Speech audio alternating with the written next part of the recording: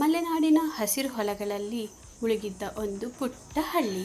ಆ ಹಳ್ಳಿಯ ಒಂದು ಮನೆಯೊಳಗೆ 3 ಜೀವಿಗಳ ಪುಟ್ಟ ಲೋಕ. ಅಪ್ಪ, ಅಮ್ಮ ಮತ್ತು ಅವರ ಮುದ್ದಿನ ಮಗ ಅವಿನಾಶ.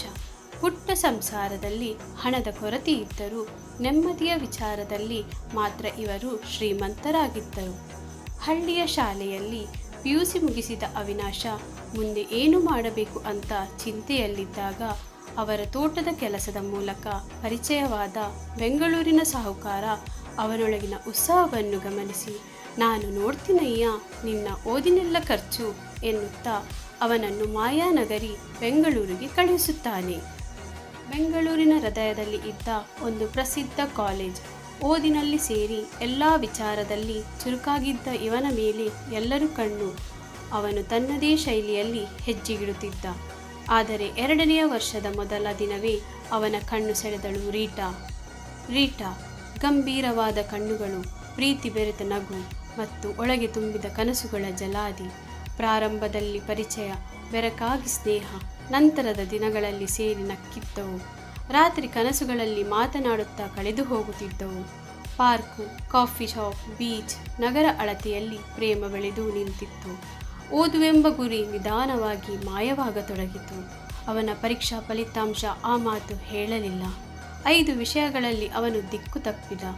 ಆದರೂ ಅವನ ಬೆಳಗಿನ ಕಾಫಿಯಲ್ಲಿ ರೀಟಳ ನಗು ಹುಡುಕುತ್ತಿದ್ದ.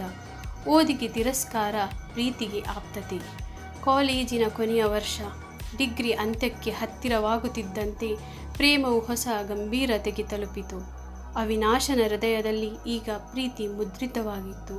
ರೀಟಾ ನೋಡೋಕ್ಕೆ ಬಿಂದಾಸ್ ಆಗಿ ಇದ್ರೂ ತನ್ನ ಮನೆಯ ಕಟ್ಟಳೆಯ ಕಂಬಿಗಳ ಮಧ್ಯೆ ಬದುಕುತ್ತಿದ್ದಳು. ಒಂದು ಸಂಜೆ ರೀಟಾಳ ಅಪ್ಪ ಅಮ್ಮ ಅವರ ಪ್ರೇಮದ ಬಗ್ಗೆ ತಿಳಿದುಕೊಳ್ಳುತ್ತಾರೆ. ಅವರ ಮೇಲೆ ಸೊಸೈಟಿ, ಫ್ಯೂಚರ್, ಸ್ಟೇಟಸ್ ಎಂಬ ಹೆಸರಿನ ಭಯಗಳ ಮೆರವಣಿಗೆ ನಿಲ್ಲುತ್ತೆ. ತಕ್ಷಣವೇ ತೀರ್ಮಾನ, ಸಂಬಂಧಿಕ ಹುಡುಗನೊಂದಿಗೆ ಮದುವೆ. ಹೀಗೆ ರೀಟಾ ದುಬೈಗೆ ಹಾರುತ್ತಾಳೆ. ರಾತ್ರಿ ನಿಜಕ್ಕೂ ಶೂನ್ಯವಾಗುತ್ತದೆ. ಅವನ ಮುಂದಿರುವ ನಗರ ಬೆಳಕುಗಳು ಎಂದಿನಂತೆ ಕಣ್ಮುಂದೆ ಹೊಳೆಯುತ್ತಿದ್ದರೂ ಅವನೊಳಗಿನ ಬೆಳಕುಗಳು ಒಂದೊಂದಾಗಿ ನಿಶಬ್ದವಾಗಿ ನಂದೆಯುತ್ತವೆ. ಅವನ ಮೊಬೈಲ್ನ ಮೆಸೇಜ್ ಲಿಸ್ಟ್ ಖಾಲಿ. ರಾತ್ರಿ ಕಾಫಿ, ಹಾಸ್ಟೆಲ್ ಬೆಂಚ್ ಮೇಲೆ ಬಾಕಿ. ರೀಟಾ ಹೋದ್ದರ ಸಮಾಧಾನವಿಲ್ಲ. ನೋವಿಗೆ ಯಾವ ವ್ಯಾಖ್ಯಾನವೂ ಸಾಲದು. ಅವನ ಜೀವಂತ ಕನಸುಗಳು ಇದೀಗ ನಶೆಗಳಲ್ಲಿ ಮುಳುಗುತ್ತವೆ. ಕುಡಿತ, ಸಿಗರೇಟ್, ಮೈಮರೆತ ದಿನಗಳು. ಎಲ್ಲರೂ ಅವನಿಂದ ದೂರ ನಡೆಯುತ್ತಾರೆ. ಈ ಸುದ್ದಿ ದೂರದ ಹಳ್ಳಿಗೆ ತಲುಪುತ್ತದೆ. ಅಪ್ಪ ಅಮ್ಮ ಮಾಯನಗರಿಗೆ ಬರುತ್ತಾರೆ.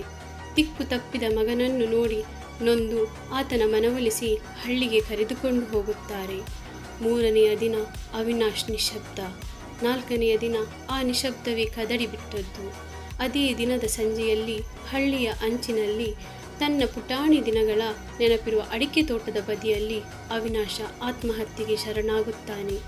ಮಗನ ಶವದ ಮುಂದೆ ನಿಂತು ಅಪ್ಪ ಅಮ್ಮನ ಕಣ್ಣುಗಳಲ್ಲಿ 2 ಜಗತ್ತುಗಳನ್ನು ಕಾಣಬಹುದಿತ್ತು. ಒಂದು ಮಗನ ಜೀವನದ ಕನಸುಗಳು, ಇನ್ನೊಂದು ತಮ್ಮ ಉಳಿದ ಜೀವನದ ನಿಶಬ್ದತೆ. ಅವರು ಮೌನದಲ್ಲಿ ಮಾತನಾಡುತ್ತಿದ್ದರು. ಈ ಮಾಯಾನಗರಿ ಅಂದವಾಗಿ ಹೊಳೆಯುವುದಿಲ್ಲ. ಕೆಲವೊಮ್ಮೆ ಅದು ಹತ್ತಿರ ಬಂದು ಕತ್ತಲಾಗಿ ನುಂಗಿಬಿಡುತ್ತದೆ.